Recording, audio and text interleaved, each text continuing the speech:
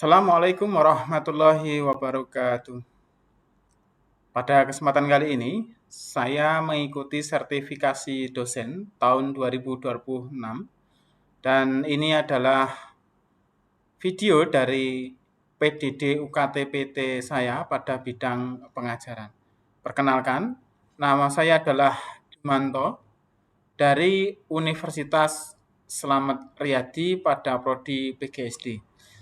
Riwayat pendidikan saya dari S1 PGSD UNS, S2 Pendidikan Dasar UNJ, dan S3 Pendidikan Dasar UPI Bandung dengan bidang ilmu yaitu kurikulum dan pembelajaran di SD serta perkembangan peserta didik. Pada kesempatan kali ini saya akan memperagakan mata kuliah yaitu perkembangan peserta didik dengan bobot 3 SKS pada semester 2 dari prodi PGSD dengan status mata kuliah adalah mata kuliah wajib tempuh bagi semua mahasiswa di prodi PGSD FKIP Unisri ini. Untuk mata kuliah perkembangan peserta didik sendiri itu memiliki 4 CPL, yaitu ada CPL sikap yang pertama, CPL 1, diambil dari CPL sikap ke-7, yaitu menunjukkan sikap tanggung jawab atas pekerjaan di bidang keahliannya secara mandiri. Lalu CPL pengetahuan nomor 2, yaitu menguasai konsep tentang karakteristik perkembangan peserta didik di sekolah dasar. Lalu yang ketiga adalah CPL KU 3 atau keterampilan umum, yaitu mampu mengkaji implikasi pengembangan atau implementasi ilmu pengetahuan teknologi yang memperhatikan dan menerapkan nilai humaniora sesuai dengan keahliannya berdasarkan kaidah, tata cara, dan etika ilmiah dalam rangka menghasilkan solusi, gagasan, desain, atau kritik seni. Dan CPL yang keempat adalah diambil dari KK2, yaitu keterampilan khusus. Nomor 2, mampu menerapkan konsep tentang karakteristik perkembangan peserta didik melalui perancangan dan pelaksanaan pembelajaran di sekolah. Dari 4 CPL tersebut, maka di breakdown menjadi 4 CPMK.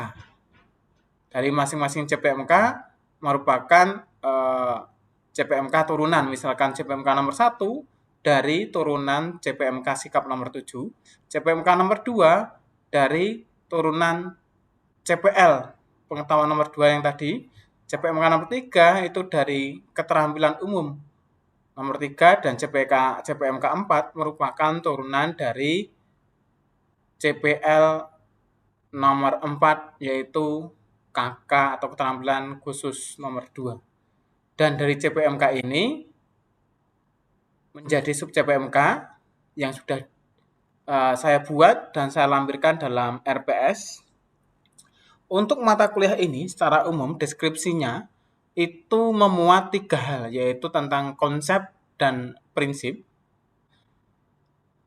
Pada bagian ini, mahasiswa nanti akan mempelajari tentang konsep pertumbuhan dan perkembangannya, konsep pertumbuhan dan perkembangan manusia, serta prinsip-prinsip dari pertumbuhan dan perkembangan itu berdasarkan berbagai pandangan teori yang ada. Nah, pada komponen kedua, selain konsep dan prinsip, itu ada aspek perkembangan. Pada bagian ini nanti, mahasiswa akan mempelajari perkembangan terkait perkembangan fisik, kognitif, emosi, sosial, dan moral dari seseorang sejak masa prenatal sampai dengan masa dewasa, beserta faktor-faktor yang mempengaruhinya, entah itu faktor internal maupun faktor eksternal. Dan komponen yang ketiga yang dipelajari adalah tentang penerapannya, penerapan pada bidang pendidikan. Pada bagian ini, mahasiswa akan mempelajari tentang cara menyesuaikan strategi mengajar agar sesuai dengan kebutuhan dan karakteristik unik dari setiap peserta didik itu. Nah, dengan matoknya seperti itu nanti, dengan materi yang 3 hal tadi, memuat 3 komponen tadi, nanti kemampuan mahasiswa yang diharapkan adalah yang pertama, mahasiswa memiliki wawasan yang luas. Jadi tidak hanya menghafal teori tetapi juga memahami bahwa setiap siswa adalah individu yang unik dengan peta perkembangan yang berbeda-beda sehingga nanti menjadi guru yang bijaksana. Selain itu menjadi seorang yang peka dan empiris, yaitu mampu mengamati perubahan perilaku seorang anak dan mendeteksi kebutuhan mereka sedini mungkin. Itu tujuannya. Tujuan ketiga adalah adaptif dan kreatif dalam pembelajaran. Sehingga nanti mahasiswa diharapkan mampu mengubah pendekatan mengajar secara fleksibel sehingga menciptakan pembelajaran yang berpihak pada perkembangan holistik peserta didik. Dan juga yang terakhir nanti diharapkan siswa memiliki sikap empatis atau pada hal ini ya, itu mahasiswa menghargai proses tumbuh kembang siswa sebagai sebuah perjalanan, bukan hanya sebagai sebuah kompetisi semata. Selanjutnya, nanti pada video berikutnya saya akan menerapkan atau memperagakan salah satu materi yang saya jelaskan yaitu pada materi faktor eksternal yang saat ini mempengaruhi perkembangan dan kebutuhan belajar peserta didik usia SD. Itu sudah sesuai dengan CPL, yaitu CPL di KK4, CPMK nomor 4, dan sub CPMK ke-7 yang saya sampaikan dulu itu waktu perkuliahan pada pertemuan ke-13. Dan pada perkuliahan tersebut saya menggunakan ya sifat perkuliahannya itu tatap muka atau luring dengan model pembelajaran problem based learning dengan metode pembelajarannya yaitu tanya jawab, ceramah dan brainstorming. Untuk teknik pembelajarannya itu dengan diskusi kelompok dan penugasan proyek dan juga sistem penilaiannya, sistem perkuliahannya mata kuliah itu ada di slide berikutnya. Yaitu untuk penilaian sesuai dengan CPL, CPMK dan sub CPMK, nanti bentuk penilaiannya dengan cara proses atau nanti saya observasi begitu pada waktu diskusi dan juga produknya baik berupa makalah maupun produk jadi yang dibuat oleh mahasiswa begitu. Untuk model pembelajarannya menggunakan model problem based learning. Nah, untuk indikator dari penilaian tersebut yaitu ada 5. Pada aspek kemampuan mengidentifikasi masalah, indikator yang saya nilai adalah mahasiswa mampu merumuskan masalah secara spesifik dari kasus dampak gawe yang dipilih oleh kelompok. Jadi di situ perkuliahan yang saya lakukan itu saya memberikan hasil penelitian saya, yaitu hasil penelitian tentang kepemilikan gawe oleh anak SD dan dampaknya. Dan di situ saya minta untuk mencari solusinya, solusi dari permasalahan tersebut. Nanti untuk penilaian pada komponen 1 ini, aspek 1 ini, itu menggunakan observasi saat diskusi kelompok dan juga lembar kerja dengan bobot 20%. Selanjutnya, untuk kemampuan menganalisis dampak berdasarkan teori perkembangan, nanti mahasiswa, indikatornya adalah mahasiswa mampu mengaitkan dampak gawai dengan teori perkembangan yang relevan. Banyak teori, misalkan teorinya Erikson, Bandura, dan sebagainya. Nanti menggunakan observasi dan analisis laporan atau makalah teknik penilaian dengan bobot 20% juga. Selanjutnya, pada aspek ketiga yaitu kemampuan merumuskan solusi atau problem solvingnya yaitu nanti indikator yang saya nilai adalah mahasiswa mampu merumuskan solusi konkret dan aplikatif untuk mengatasi dampak negatif gawai pada anak SD tersebut. Nanti teknik penilaiannya dengan menilai produk atau makalahnya atau laporannya dengan bobot 20%. Selanjutnya, untuk aspek keempat, yaitu kemampuan berkolaborasi dan berkomunikasi. Nah, pada aspek ini, indikator yang saya nilai yaitu mahasiswa mampu bekerja sama dalam kelompok serta mampu menanggapi pertanyaan dan masukan dari kelompok lain dengan baik. Ini nanti teknik penilaiannya adalah dengan mengobservasi ketika mahasiswa itu melakukan presentasi dan tanya jawab. Begitu dengan bobot 15%. Dan yang terakhir adalah kemampuan refleksi dan sikap profesional. Nanti indikator yang saya nilai adalah mahasiswa mampu merefleksikan peran guru SD dalam menghadapi fenomena gawai di kalangan peserta didik. Nah, itu nanti untuk teknik penilaiannya saya berikan angket refleksi tertulis dan juga observasi. Begitu teknik penilaiannya dan selanjutnya ini saya siapkan video saat saya melakukan perkuliahan. Terima kasih.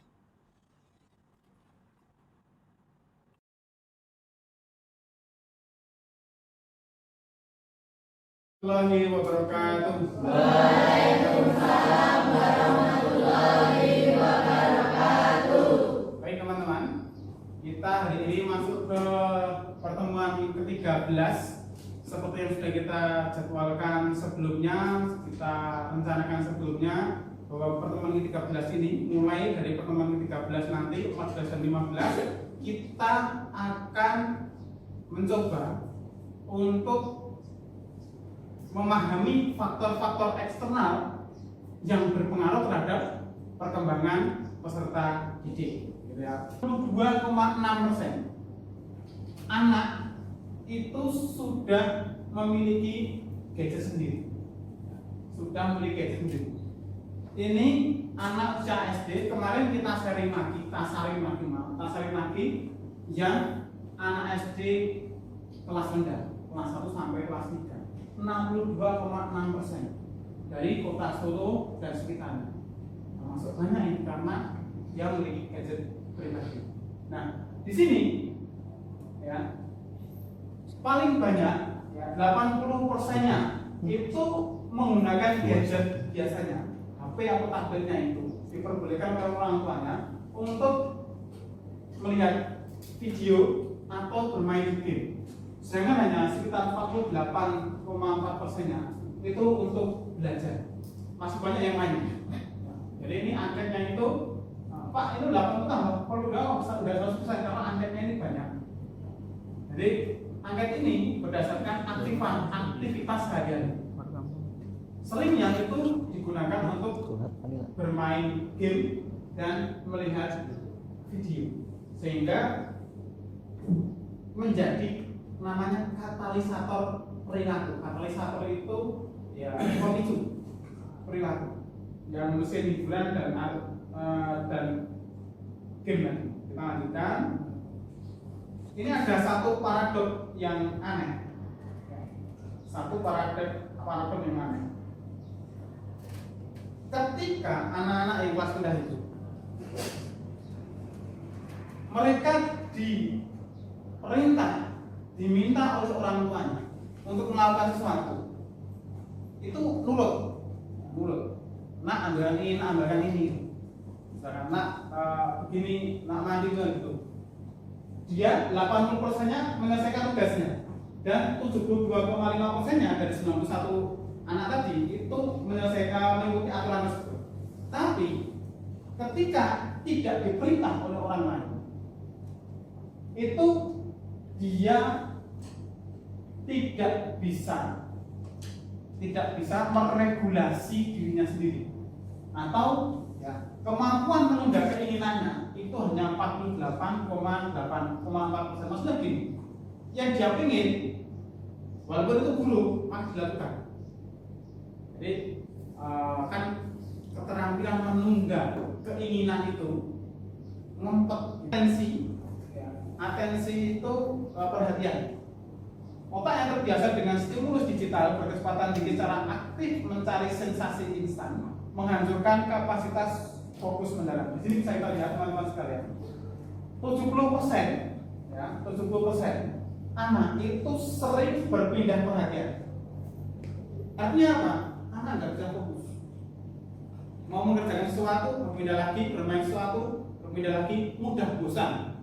Gampangnya, 70% anak itu mudah bosan. Nanti kalau diberikan tugas, PR dan sebagainya atau menyapu lantai, itu belum selesai, ya, kecenderungannya dia akan berpindah. Solusinya, bagaimana Anda sebagai seorang calon guru membuat solusi yang mungkin diberikan kepada orang tua atau kepada anaknya sehingga bisa sedikit mengurai dari permasalahan ini. Oke, nanti silahkan dibuat berupa draft dulu saja. Oke, berupa draft dulu yang nanti akan dibuat pada pertemuan-pertemuan berikutnya. Oke, sekarang kita bagi kelompoknya dulu. Ini 2 sub, ini kelompok 1, 2 sub, ini kelompok 2, ini kelompok 3, ini kelompok 4. Oke, silahkan porsinya disesuaikan dulu.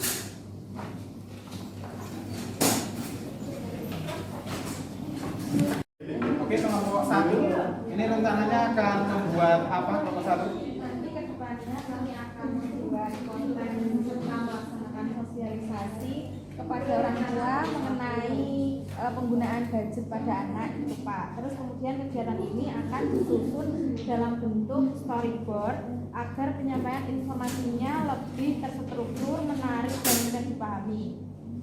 Oke, keren, bagus. Berarti nanti kamu akan membuat storyboardnya itu ditujukan pada orang tua. Ya. Dan kontennya itu akan dibuat Sosialisasi pada orang tua. Oke, nanti kira-kira kamu akan membuat kontennya itu dengan narasumber tertentu atau kamu buat sendiri saja, monolog saja, secara Oke, sendiri, nggak apa-apa. Cari referensi yang bagus, ya, cari referensi yang bagus, sehingga nanti kamu bisa membuat konten yang bagus. Keren, bagus sekali. Ini kelompok kedua. Coba, Mas Danang, ada usul atau siapa? Kami mau bikin poster Pak. Nah, nanti posternya itu digambar, itu ada judulnya. Nah, judulnya nanti dibuat besar dan berwarna agar anak-anak itu lebih menarik gitu. Nah, judulnya nanti ada yuk bijak menggunakan gadget. Terus Pertanyaan ya, ini nanti posternya itu berupa digital atau sumber? dibikin dua Pak, dibikin digital juga dibikin yang sumber. Oke. Kalau digital kan bisa di-share ke media sosial. Oke, keren, bagus sekali. Kalau yang berupa cetak aslinya, kopinya, Nanti bisa dipajang-pajang di lingkungan sekolah juga. lingkungan sekolah. Iya. Lingkungan sekolah. Ini posternya itu untuk anak atau untuk orang tua ya? Untuk anak-anak. Oke, kalau lingkungan sekolah, benar, bagus. Oke, keren sekali, bagus. Lanjutkan. Iya Pak. Sekarang kita ke kelompok 3. Pertama, Kelompok ini membuat podcast edukasi untuk rekaman diskusi bersama guru, orang tua, atau tenaga kesehatan lain. Jadi untuk suaranya nanti audio dan yang dipublikasikan ke YouTube. Oke, narasumbernya, kamu pilih salah satu saja. Siapa ini kira-kira? Kalau mungkin untuk narasumbernya yang pokoknya itu nanti dua nggak juga boleh Pak? Boleh. Nanti kalau yang di lingkungan sekolah kita pakai guru, narasumber pertama guru, narasumber yang kedua nanti orang tua. Oke, ada yang orang guru di sini? Punya orang guru, bapak ibunya guru? Ada Pak, ini ibunya. Oke, yang orang tua kira-kira siapa nanti? Nanti orang tuanya Isya Pak. Oke, orang tua Isa, kira-kira kerjanya siapa? Guru di MI. Oke, tapi nanti sebagai orang tua ya. Iya, Pak. Terus rekaman kira-kira nanti gimana? Untuk rekaman nanti di rumahnya Isya Pak, karena luas terus di sana mungkin udaranya segar, jadi kalau mau rekaman itu nanti sambil nggak ada suara bising-bising. Oke, terakhir kamu nanti mau upload di YouTube-nya siapa? Untuk mungkin kalau di support nanti bisa pakai YouTube kampus Pak. Oke, bisa? Iya Pak. Oke, keren. Nanti silakan persiapan dulu, buatkan dulu draftnya. Ya nanti dipresentasikan agar teman yang lain bisa mengomentari. Keren, adukan. Iya Pak. Kita ke kelompok 4. Kelompok 4 mau buat apa? Kita rencana mau buat buku saku parenting buat anak Pak. Oke, bagus. Frekuensi yang mendukung, frekuensi yang benar, yang tepat, yang relevan, sehingga apa yang kamu buat di buku saku itu tidak salah. Oke, keren, bagus sekali, lanjutkan.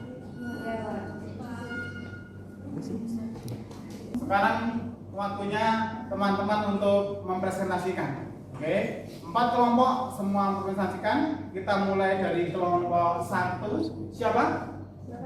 Oh, Mbak Yeda. Oke, silakan Mbak Yeda, masih depan.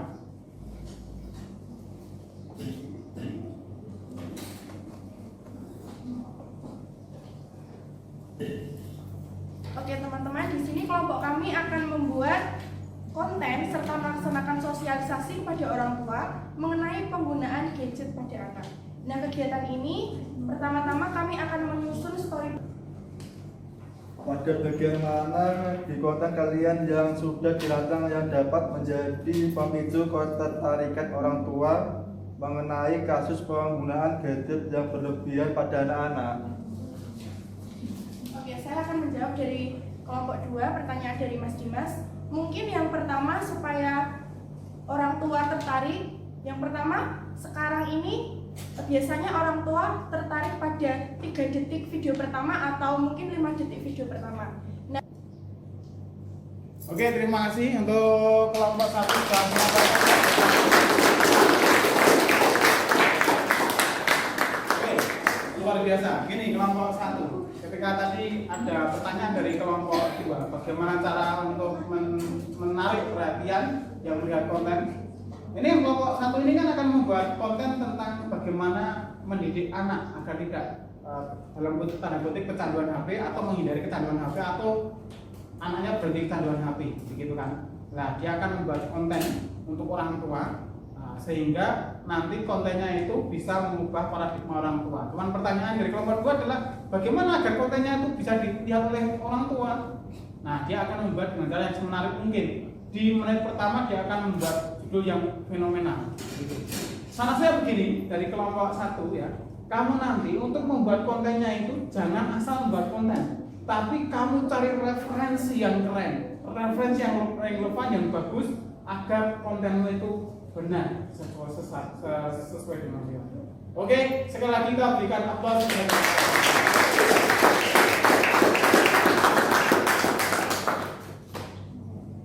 Oke, sudah kelompok 1 sudah, kelompok 2 sudah, kelompok 4 sudah, terakhir kelompok 3. Sekarang kelompok 3, siapa yang mewakili? Saya, Pak. Oke, silakan kelompok 3.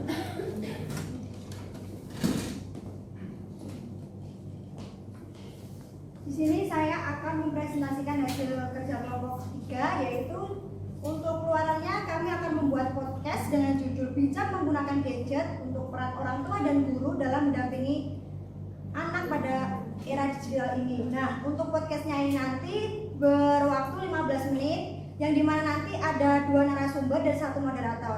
Untuk moderatornya nanti dari kita, dan untuk narasumbernya yang narasumber pertama itu nanti dari guru, yang narasumber kedua itu dari orang tua dari kita. Izin memberi masukan. Boleh? Menurut kami lebih baik jika podcast dilengkapi dengan contoh kasus nyata yang terjadi di lingkungan sekitar serta data hasil survei sederhana agar pembahasan lebih kuat dan meyakinkan. Selain itu, penyampaian narasumber dapat dibuat lebih interaktif dengan sesi tanya jawab atau diskusi singkat sehingga pendengar lebih tertarik untuk mengikuti podcast hingga selesai. Ya, terima kasih untuk saran dan masukannya. Nah, untuk sebagai tindak lanjut nanti, moderator mungkin akan menampilkan beberapa contoh kasus nyata yang terjadi maraknya saat ini. Terus juga ada diskusi sehingga menjadi lebih kontekstual yang mudah dipahami oleh pendengar. Terus selain itu, presentasi dari kelompok 3. Jika ada kurang dan lebihnya, terima kasih teman-teman semuanya. Oke, keren, kita berikan.